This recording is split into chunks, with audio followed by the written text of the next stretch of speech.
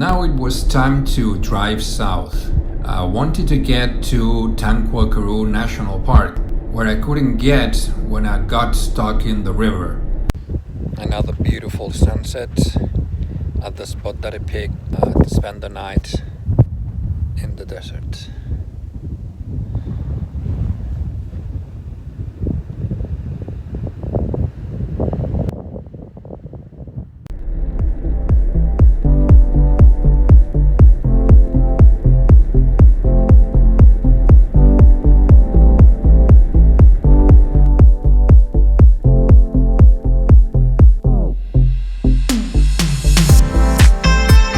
When you are on the road, sometimes you find people that needs help.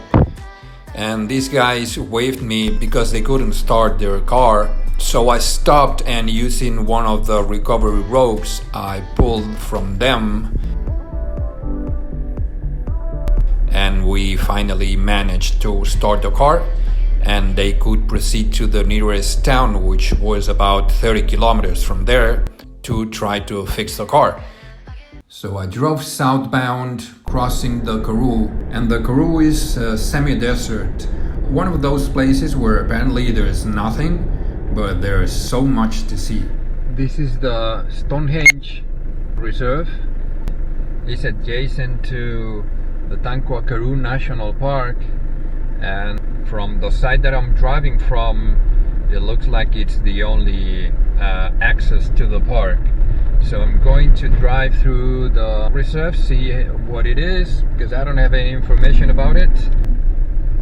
Well, it looks like people lose the license plates here. This looks like a very old cemetery. I think this is Tankwa Tented Camp, and if I'm not mistaken, these are the grounds of the Africa burn, or at least this is where people stayed during the Africa burn. Yeah, it's quite different. Yeah, it's got some sculptures.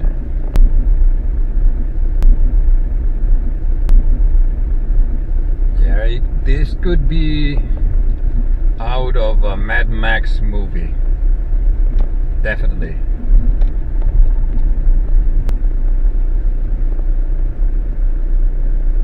Well, I stopped by at the Tankwa Tented Camp, and it was a surprise. I didn't expect it, but it's a very cool place with a very, very weird decoration. Everything is interesting, sculptures and things that people live when they are here. And I was able to talk to Hank, which is the owner of the place and the owner of this reserve. He explained to me that they used to do the Africa burn here for quite some time until last year. This is the second year that it's not going to be done here. So he showed me pictures and videos and everything that they used to do here. And this Africa burn, it's like the Burning Man in the US.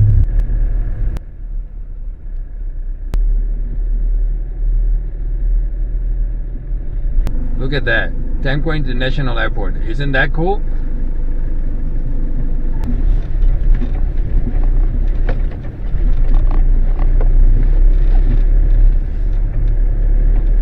So if you're coming from the Stonehenge Reserve, this is the road that goes to the park. I'm already inside the park, and the landscape is very weird. It's like a flat black sand with some bushes. You see the wind strong outside, and right now it's like a bit of apocalyptic vision in front of me. The road almost disappeared under the sand when it blows strongly like this.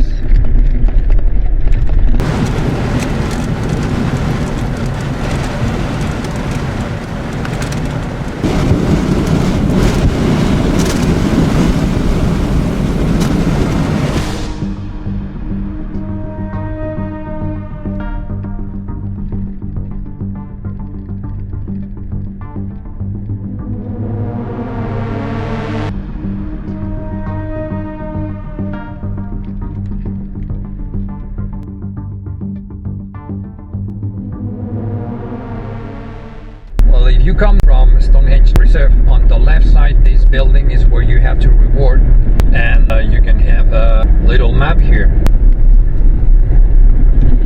The proper reception of the park is 47 kilometers from here, like going northeast. So it's not a huge park, but it's a sizable park.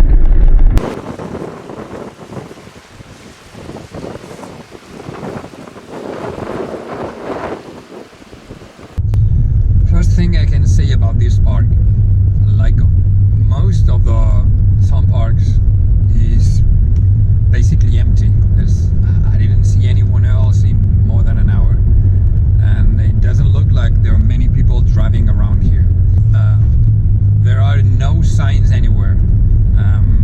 There's just little sand roads crisscrossing this land, so you don't know where you're going unless you get yourself a little map like this.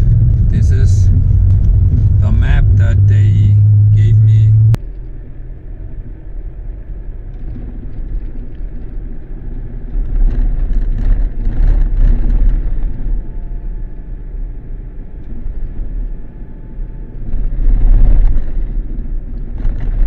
See, these are the signs. These are the signs in the park. It's nothing. There's no names or anything.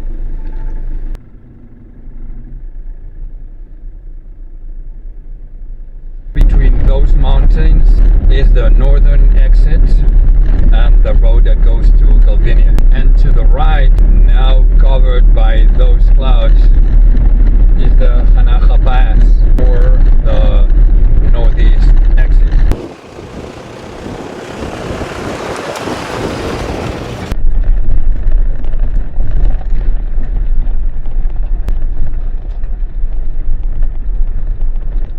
Alright, finally found a signboard. I know approximately where I'm going, because this is the first one that I found in probably 2 hours.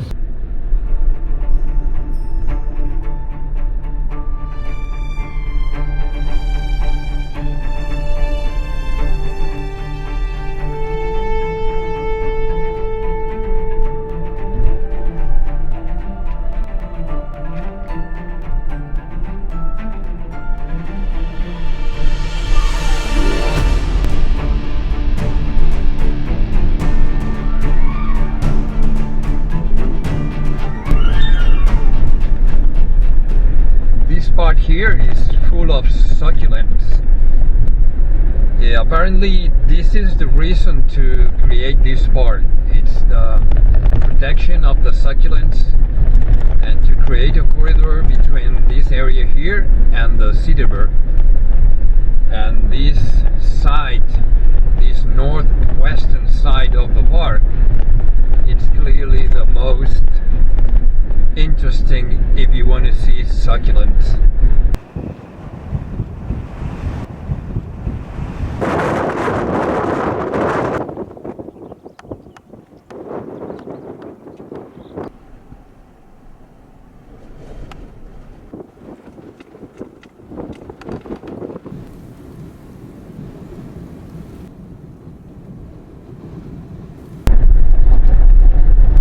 This western part of the park is really different, and for me it's probably the most beautiful.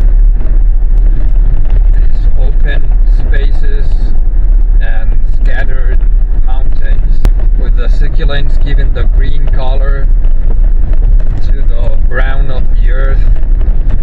Altogether makes it very interesting to come to this side of the park. Look at those springboks. These animals are not used to see people near them. It's clear they're here. There are not as many animals, and the few of them, when they see you on the horizon, they start running. And I don't mean trotting, they run like hell. There is a huge group of ostriches. 2, 4, 6, 8, 10, probably more than 30, close to 40, or even more if we count all those on the far right end. Huge group of ostriches. Yeah, more than 50.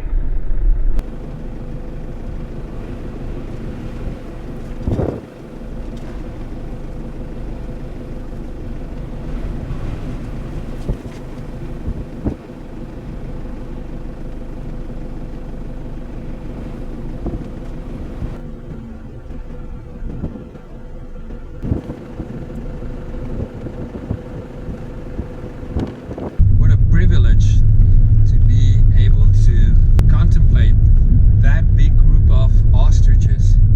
I've never seen such a big group ever, and it's clear that those ostriches here, they don't have a predator, because it's not usual that ostriches develop in such big groups, and here it's like the whole section of this park is just for them.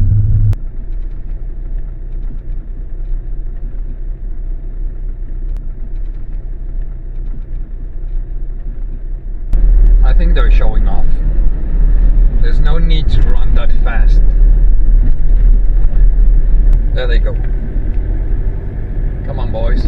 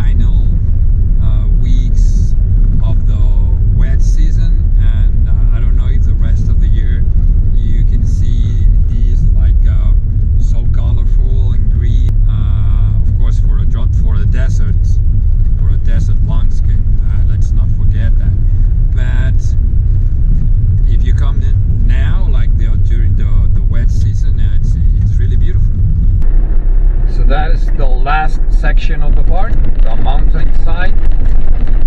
It's the northern part of the park, and this is where I'm heading now. There is a mountain pass that takes you out of the park, and probably it's going to be somewhere there. Another thing that you need to know about this park is look in front of the car. You see those big ruts? Those are marks of people getting stuck in the mud, because that looks pretty bad to me. That looks like somebody's been there, and not only one, because it's a long way. It's probably like 20 to 40 meters like that. Be careful when it rains here, because the road can get very muddy and could be a trap. Two things you have to know about this park. One is that you cannot know where you are by looking outside, because when you get to the place where the signboard should be, there's nothing. So it's absolutely necessary to have a map. Don't forget to ask for one. perception. Even without the map, it's not difficult to find your bearings because there are some landmarks like different mountains that will help you to know where you are all the time. But definitely a map is much better. Some roads are difficult to find, so well, I missed a couple of them, and they told me they were there. I went back, and yes, they were there, but they were not easy to see. The second thing you have to know about this part, I don't know if it's just today, but it's very windy here. It's very windy all day, windy all day. Some parts of the park not that much, but most of it is very windy. So when you roll the window down, the dust is gonna come inside your vehicle, and I'm full of dust and sand, and I need a shower like crazy. So this is the beginning of the climb to the mountain pass, and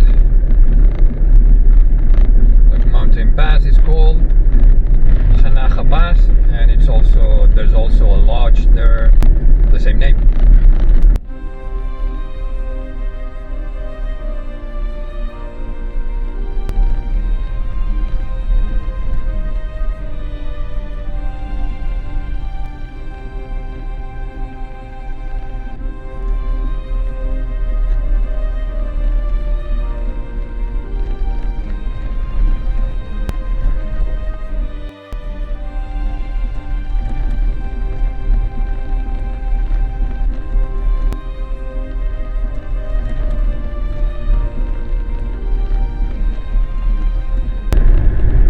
Not a complicated mountain pass. The road is wide enough, some gravel, but the overall feeling is that it's a safe road. Well, not exactly. The higher you go, the wide road turns into a narrow road. The gravel sections are longer, and the hill gets steeper and steeper. So it's not an easy road anymore, and the final part requires all your attention.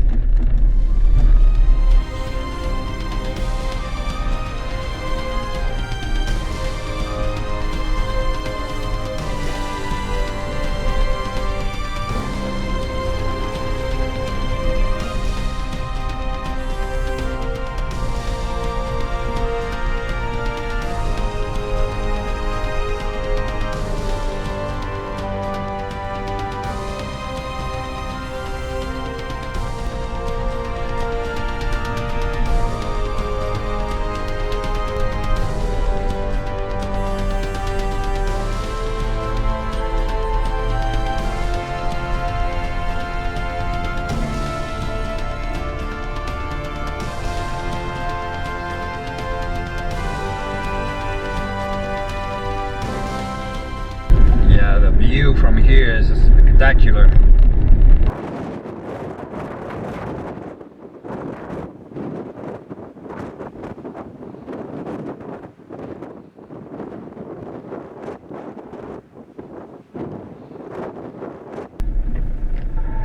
And this is the exit of the Tankwa Karoo National Park.